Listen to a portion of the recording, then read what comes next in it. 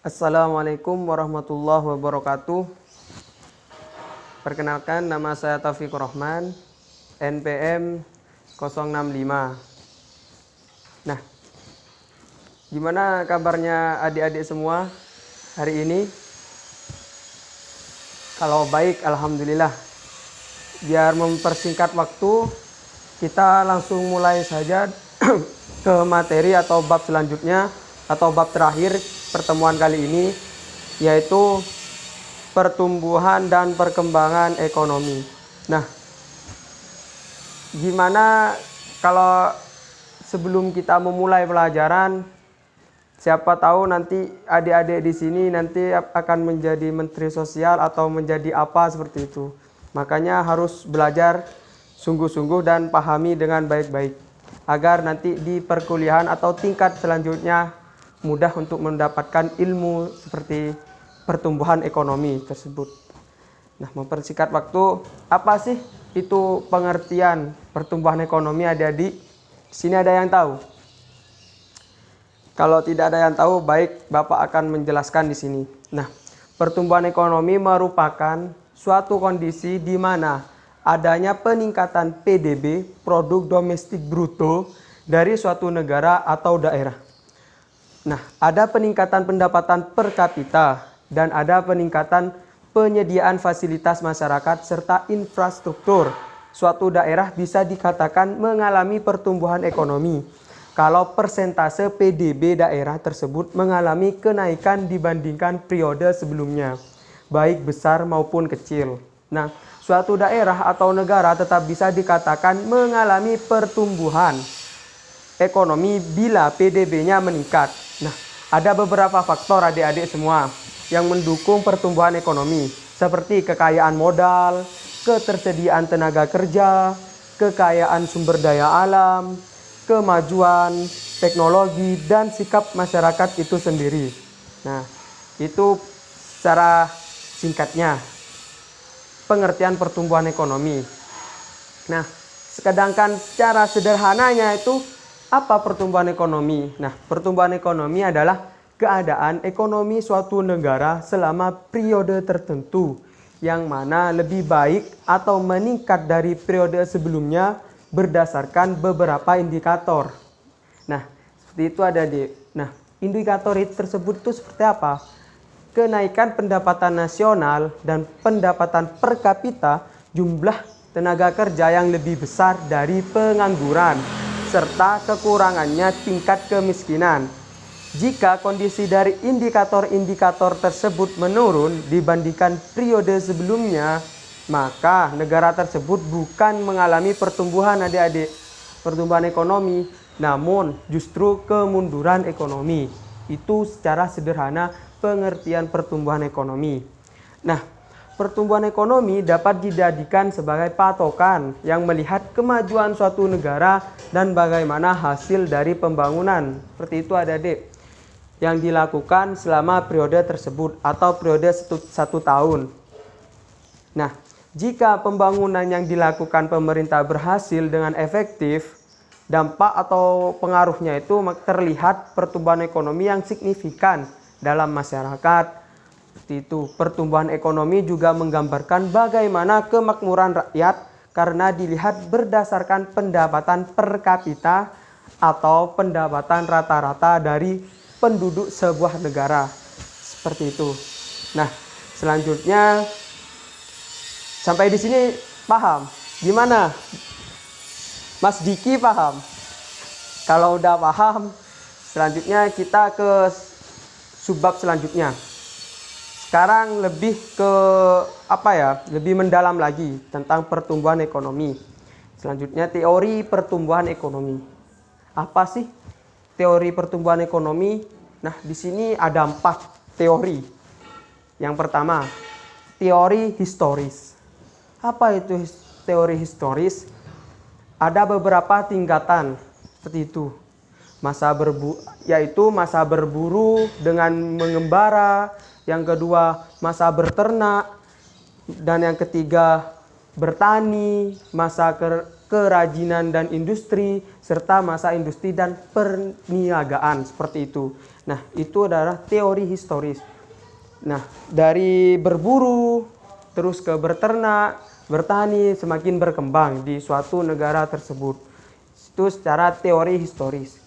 Selanjutnya yaitu kedua, teori klasik. Nah, teori klasik menyatakan bahwa suatu negara mengalami pertumbuhan ditandai dengan dua faktor utama. Di sini ada dua faktor. Yang pertama, pertumbuhan jumlah penduduk dan peningkatan output atau GNP. Asumsi klasik menyatakan faktor alam atau sumber daya alam, tenaga kerja, modal, seperti itu, bersifat konstan. Nah, hingga suatu saat nanti tingkat produk akan mencapai kondisi optimum. Itu. Selanjutnya yaitu nomor 3, teori klasik. Nah, teori klasik ini menyimpulkan bahwa pertumbuhan ekonomi ditentukan oleh pertumbuhan penduduk. Nah, jadi teori klasik ini ditolak ukurnya dari suatu penduduknya. Seperti itu. Kalau penduduknya itu bekerja semua atau mempunyai berpenghasilan, maka teori neoklasik ini sangat berkembang sekali ke depannya. Dan selanjutnya akumulasi modal, harus mempunyai modal setiap penduduk, dan kemajuan teknologi. Nah, teknologinya itu harus berkembang pesat. Di sini adalah teori neoklasik, seperti itu. Selanjutnya nomor 4. Ya, nomor 4 atau teori terakhir, teori subcenter atau bisa disebut juga yang teori subcenter ini mengatakan bahwa pertumbuhan ekonomi dipengaruhi oleh para pengusaha atau entrepreneurship itu. Nah, peranan pengusaha sangat penting. Karena pengusaha pasti selalu melakukan inovasi yang memengaruhi pertumbuhan ekonomi. Itu adalah tadi teori-teori pertumbuhan ekonomi. Sekarang masuk subbab selanjutnya, cara mengukur pertumbuhan ekonomi. Nah, di sini cara mengukur pertumbuhan ekonomi itu ada rumusnya. Seperti itu. Rumusnya itu Bapak akan tuliskan di karton ini. Rumusnya seperti ini. Nah, selanjutnya yaitu rumusnya. Nah, rumus di sini yaitu PT sama dengan PDB RT dikurangi PDB RT min 1 per PDB RT min 1 dikali 100%. Nah, apa itu PT? PT yaitu pertumbuhan ekonomi periode T. Sedangkan PDBRT yaitu produk domestik bruto real periode per tahun. Nah, sedangkan PDBRT min 1 yaitu periode tahun sebelumnya. Nah, itu adalah arti dari rumus tersebut. Seperti itu. Selanjutnya saya mempunyai contoh soal. Nanti saya akan membagikan ke teman-teman atau adik-adik semua. Nanti siapa yang bisa menjawab maju ke depan. Seperti itu. Nah, soalnya yaitu adalah, catat baik-baik. Jika PDB real tahun 2016 dari negara X sebesar 1.500 triliun. Nah, sedangkan PDB real tahun 2015 adalah 1.200 triliun. Hitunglah pertumbuhan ekonomi 2016 atas dasar tahun 2015. Seperti itu. Siapa yang bisa jawab adik-adik?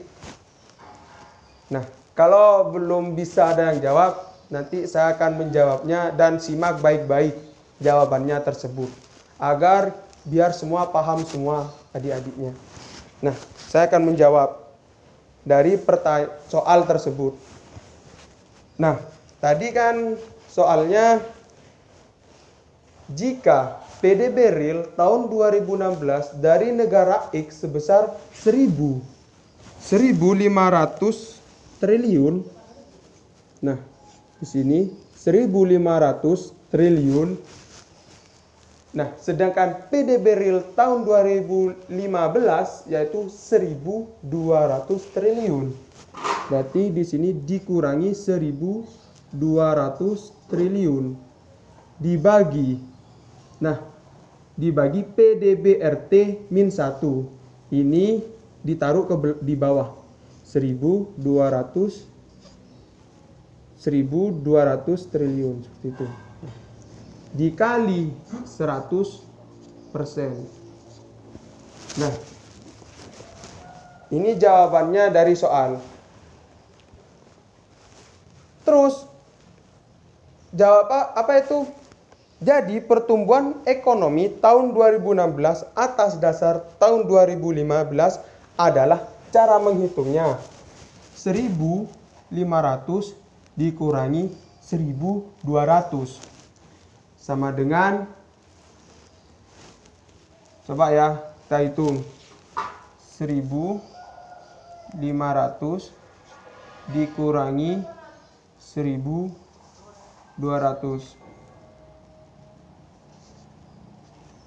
Nah, hasilnya berapa? Berhubung ini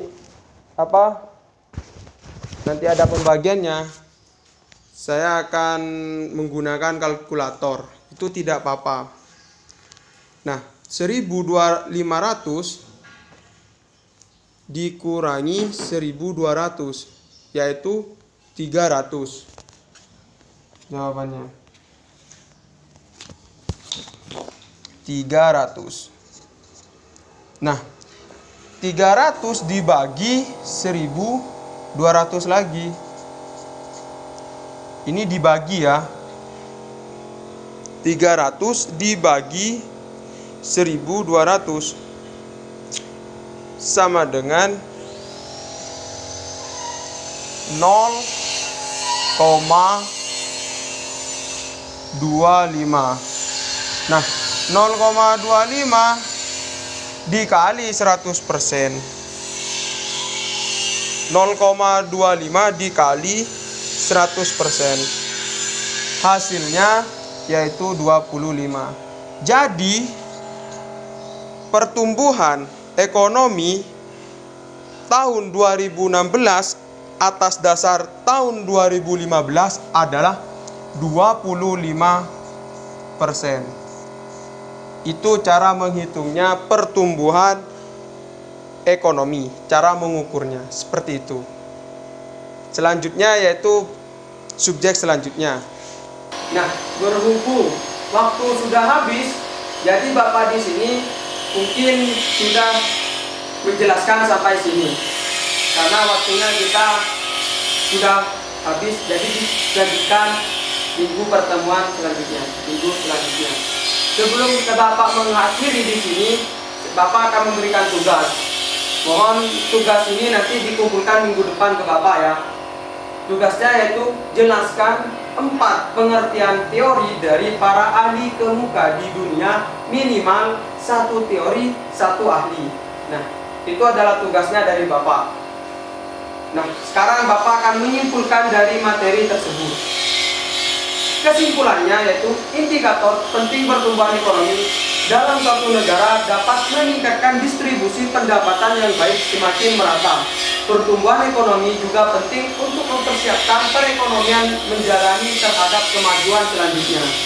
Kesempatan kerja dan produktivitas serta distribusi pendapatan, pertumbuhan ekonomi dan peningkatan kesejahteraan rakyat dikatakan semakin sejahtera. jika output per kapita meningkat. Pentingnya pertumbuhan ekonomi mendorong munculnya teori-teori pertumbuhan ekonomi adik-adik. Nah, kemunculan dari teori-teori tersebut dengan demikian mempunyai kelemahan dan kelebihan tersendiri.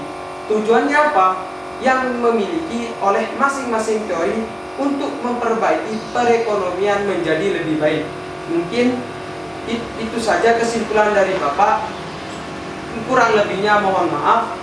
Assalamualaikum warahmatullahi wabarakatuh.